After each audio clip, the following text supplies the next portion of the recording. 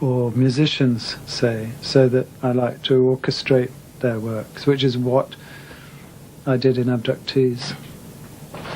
We're going through Abductees now and chucking away some of this stuff that we don't want to keep. Abductees is about people who've been abducted by UFOs. The designs in Abductees were based on the drawings that the abductees themselves did. And that was the start point for the film, was the drawings that these people do, because the drawings themselves are great. It's the only way they have of visualizing what happened to them. They're always asked to do drawings. You know, the first thing that anyone says is, "Can you do a drawing of what you saw?" So we had to put in all the light effects are not in these drawings yet, so they may be junk, except they're kind of nice. It seemed like a natural to try and bring these drawings to life from the animation point of view. The documentary side of it was very easy because I could just do talking heads, which gave me a structure, because I could use the talking heads as a voiceover to carry the whole film, which hopefully would explain everything. You said they were red. Yes, the being at the window was pure red, and very, very black. I mean, incredibly piercing. Just holes in his head. He communicated to me with a kind of a telepathy, which was so strong. Maybe I was very sensitive, but if it was a radio, he could have turned it to 2 and I would have heard very well, but he turned it up to about 20. So it was like, "We're not gonna hurt you!" And it was, you know, everything else went out of my head. It was terrifying. It was just almost like a blossom in my head. To be quite honest with you, when I'm outside and I walk and I see crowds of people on Wall Street and Axel Street, you know, I look at them and I say to myself, I wonder how many of them have been abducted. Yeah, it's just a flood. I don't know how many people there actually are, but I would estimate at least in this country anyway, in the tens of thousands, probably more. The screen memory in the classical psychological sense means that the person sees a traumatically frightening event and then softens it by inventing some other story. But this is not that. This is not something that the person makes up, himself or herself. This seems to be an image which is externally imposed into that person's memory by the aliens themselves.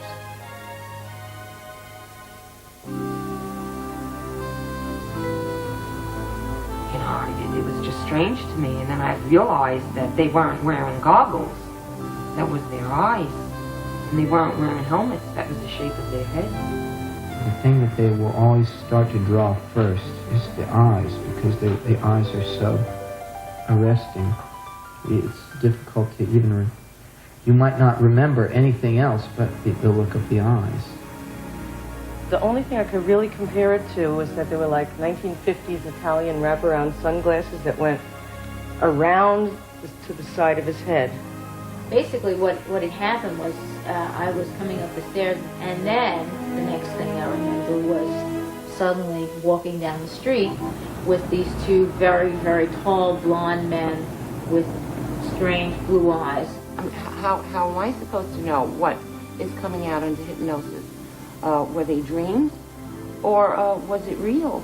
Maybe it's just dreams that have been coming out under hypnosis. I heard a sound, but again, everything sounded slowed down. I looked over, and both of the other guys in the band were sitting there with their mouths open like O's, you know?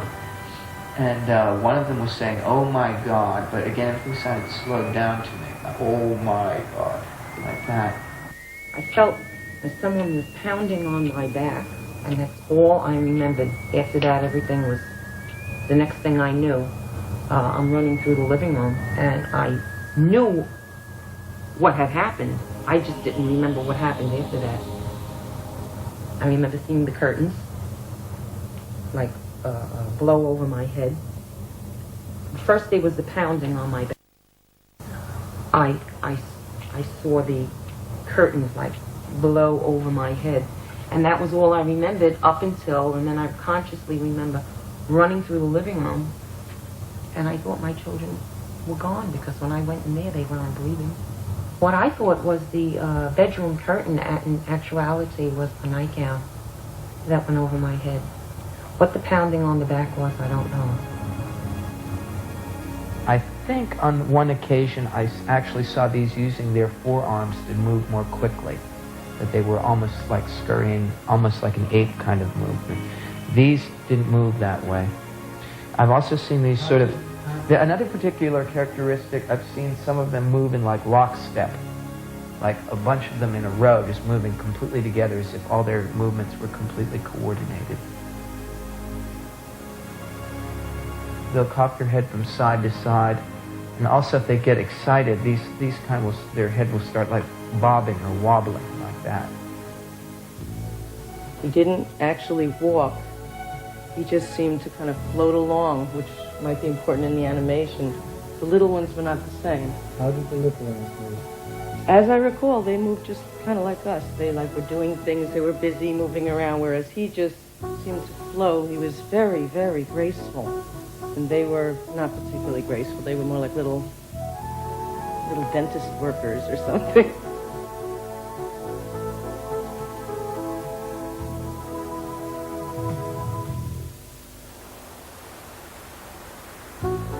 The one thing that very clear in every regression, a terrible pain in my right nostril.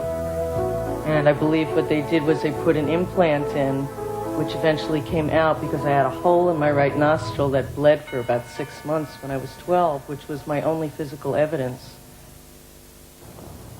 Then someone, one of them, comes over to me with this thing that looks like a pick, a dental pick. Mm-hmm. A pick. Yeah. And he looks at me straight in the eyes. Eyes. Do you know that they look wet? They look wet. Mm-hmm. What are they going to do? And he comes closer with his instrument and he's putting it up my nose. Oh, he's hurting me. Okay, now we're going to turn that pain down very quickly. It's just very quick, and now it's gone. I guess I can describe it like this, that if you were to look in the water, you'd see part of the ship sort of like coming out from underneath the water, and then part of it was in the ground. So sort of like half showing.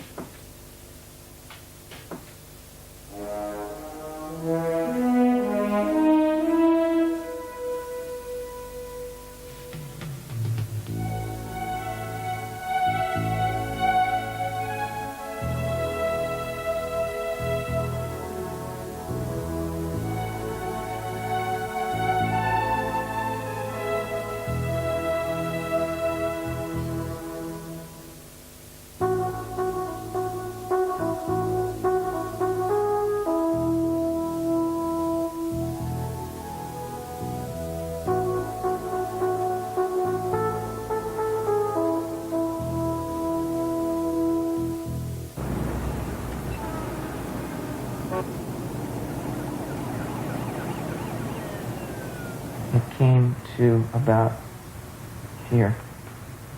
It went, yeah, whether there was more to it here. You know. This point, if you like, because It went out like that, and it was over to there. And I think that they moved my legs aside too, so it would have better access, but it would come up to about here. yeah. And then what? Well, then I didn't, as I said, I couldn't see anything else. It was just there, and I suddenly felt like a pressure sensation in around my kidneys. And then, like a moment later, I didn't feel any excitement or it didn't feel sexual at all. Just in the next moment, I had that sort of tender feeling that one has after one has had an ejaculation. I see them now. They're shaking. They're stiff. They move fast, kind of, but they're stiff. the arms are like straight down at their sides. I don't know.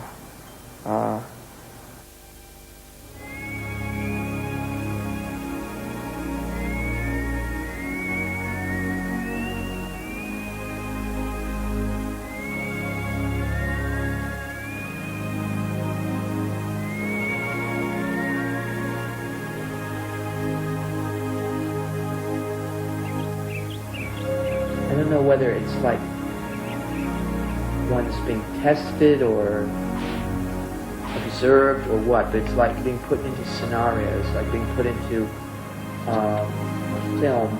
Suddenly, boom, you're someplace else in this situation. I remember a couple where I had to make a choice about, taking life or not taking life, or having to make terrible choices in that way.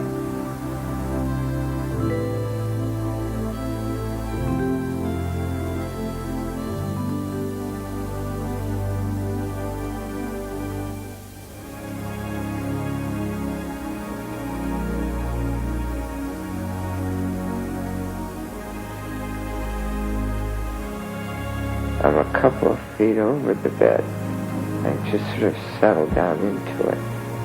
I'm looking at my hand because it looks like there's this fuzzy stuff all over. I'm looking down, it's all over the middle of me and all over my arms.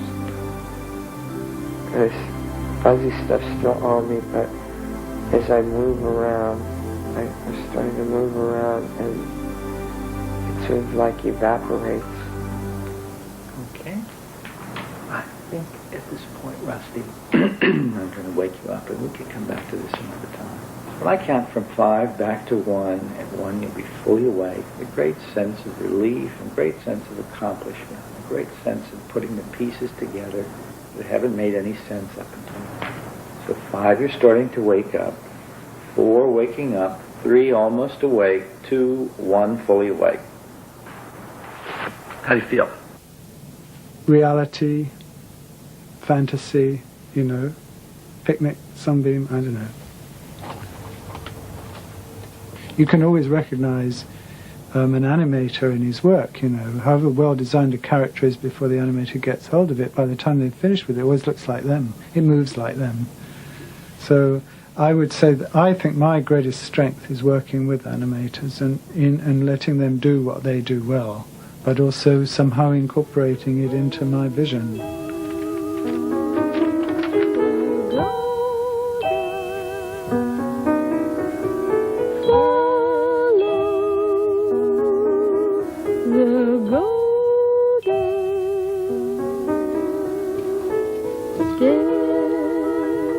If I was asked to sum up my work, I would say it was short.